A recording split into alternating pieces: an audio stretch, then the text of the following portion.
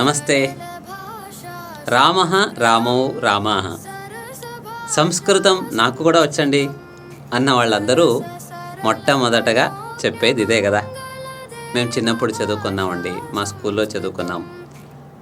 కానీ రామః రామౌ రామాః అంటే ఏమిటి, అది ఎక్కడ ఉపయోగపడుతుంది, దాంతో మనం ఎలా సంస్కృతంలో మాట్లాడడానికి వీలు పడుతుంది అనే కుతూహలం మీకు కూడా ఉండొచ్చు కదా.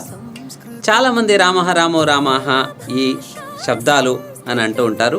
వీటిని కంఠస్థం చేసిన వాళ్ళు వీటిని ఎలా ఉపయోగించాలి అనే కుతూహలంతో ఉంటారు. అసలు దీని రహస్యం ఏంటి అని అనుకుంటూ ఉంటారు.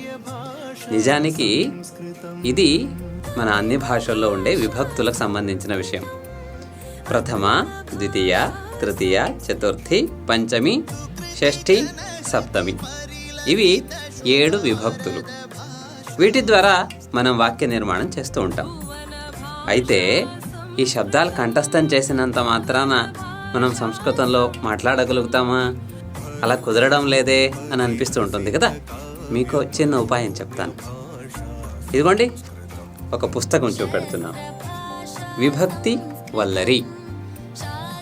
ఇది సంస్కృత భారతి వాళ్ళు ప్రచురించిన పుస్తకం.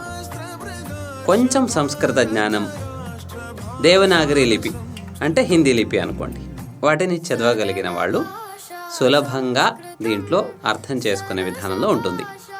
అంటే మనకు ఉన్న కొంచెం పరిజ్ఞానాన్ని మనం ఎలా ఉపయోగించుకోవచ్చు, సంస్కృత వాక్యాలను మనం ఎలా నిర్మాణం చేయొచ్చు, మాట్లాడేటప్పుడు ఈ శబ్దాలు రామ శబ్దం, హరి శబ్దం లేదా నదీ శబ్దం ఇవి ఎలా ఉపయోగపడతాయి అనడానికి ఇది చాలా చక్కటి పుస్తకం. కాబట్టి ఈ పుస్తకం కావాలనుకున్న వాళ్ళు ఈ కింద వెబ్సైట్ అడ్రస్ నుండి సులభంగా పొందవచ్చు.